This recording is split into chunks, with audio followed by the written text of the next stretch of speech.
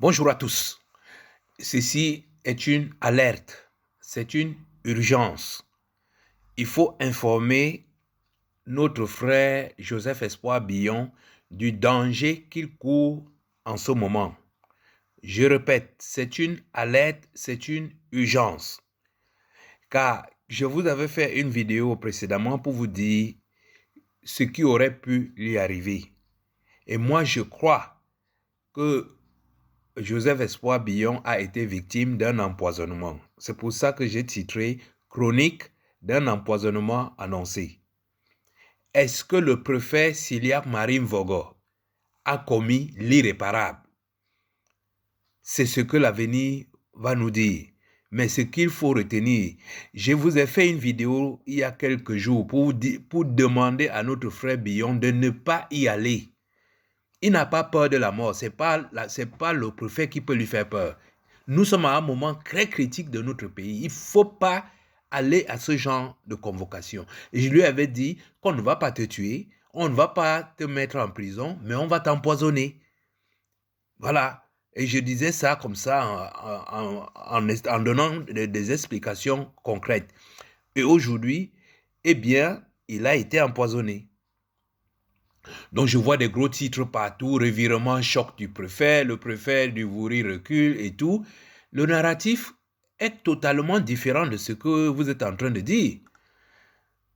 Parce que si on regarde très bien la vidéo de Monsieur le maire que je vais vous présenter dans un instant, vous allez voir que ce n'est pas le cas. Écoutez un peu ce qu'il va dire. Je n'avais pas à dire que les gens qui veulent te rassurer que mes droits sont protégés, qui n'ont pas à venir avec moi. Il dit non, monsieur le maire, vous êtes mon collègue, on a trouvé, parfois mon collègue, il a utilisé mon collaborateur, je ne sais pas trop. On travaille ensemble, on a nos institutions, donc on doit collaborer. Et vous savez que j'ai souvent présidé les conseils municipaux, on a eu des échanges. Lui, effectivement, je suis venu plusieurs fois à la préfecture parce que par un message porté, vous m'avez invité par plusieurs raisons, mais vous ne m'avez jamais adressé une convocation administrative. Entre-temps, j'ai eu un malaise. Bon, je peux sauter ça, ce n'est pas... J'ai eu un malaise, vous savez, je m'attendais tellement à quelque chose de trop important, de trop grand. Bon, je suis sorti, il y a je vois le responsable, je souviens du téléphone, quelqu'un qui m'a accompagné aux toilettes, on est sorti. Je suis allé vomir, voilà, on m'a donné 2 petites bouteilles d'eau, je me suis rincé et voilà. Je suis revenu et c'était convivial, c'était le préfet qui s'adressait au maire. Ce n'était pas une convocation normale du préfet au maire. Sinon, toutes ces personnes chargées de la sécurité étaient là. Pourquoi? Question.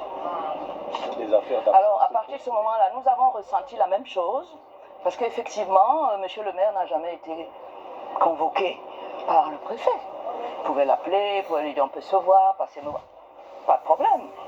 C'est lui qui a fait en sorte qu'on éveille nos soupçons, parce que nous connaissons les méthodes traditionnelles de fonctionnement de notre administration par rapport aux administrés. Nous savons qu'ils n'ont que la force à opposer. Et nous connaissons le contexte de l'après 12 octobre 2025.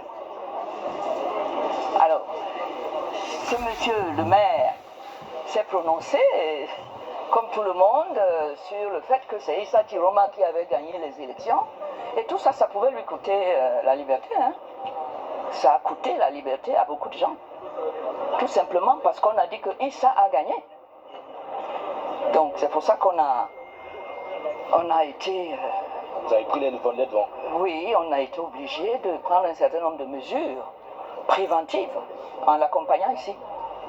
Et le préfet, je ne sais pas ce qui s'est passé, mais il est venu le chercher dans la salle d'attente. On a dit qu'on n'avait pas besoin de nous, encore qu'on n'est pas là pour qu'on ait besoin de nous. On est là parce que vous avez convoqué un client, que vous avez le pouvoir. Arrêtons-nous là. Et c'est là où il faut décortiquer. Je vais vous donner... On dit souvent que le diable est dans le détail.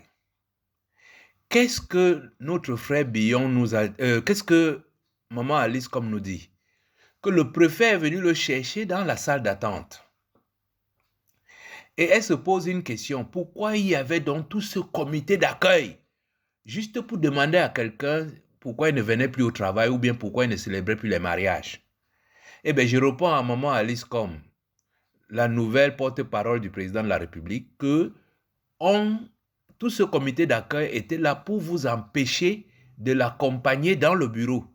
Vous êtes restés dans la salle d'attente et ils sont partis avec lui dans le bureau. Voilà où tout s'est joué. Et une fois dans le bureau, aucun de tous ceux qui ont accompagné notre frère Billon ne peuvent dire ce qui lui est arrivé. La seule chose dont se souvient notre frère Billon, c'est qu'il a eu un malaise. Combien de temps a duré ce malaise? Il est incapable de le dire.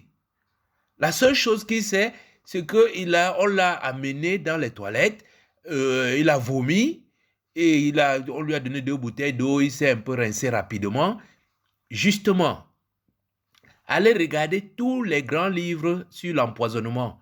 La première réaction d'un corps quand il est empoisonné, c'est le vomissement. Et n'allez pas écouter, je dis, mon frère Billon, tu ne peux pas écouter ton fort intérieur et dire que c'est parce que tu t'attendais à je ne sais quoi. Tu n'as pas peur de la mort. Tu t'attendais à quoi? Que Mvogo va te faire quoi? Non, il ne s'agit pas de ça. C'est un poison. Je vous rappelle que notre frère Billon est un maire.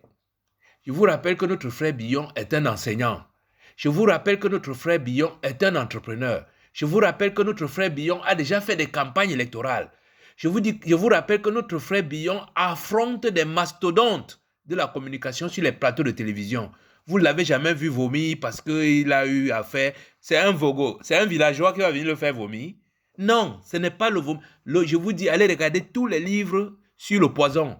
La première réaction à un empoisonnement, c'est le vomissement. Voilà ce que j'avais prédit. C'est pour ça que j'ai dit chronique d'un empoisonnement annoncé. Progressons un peu pour finir en disant,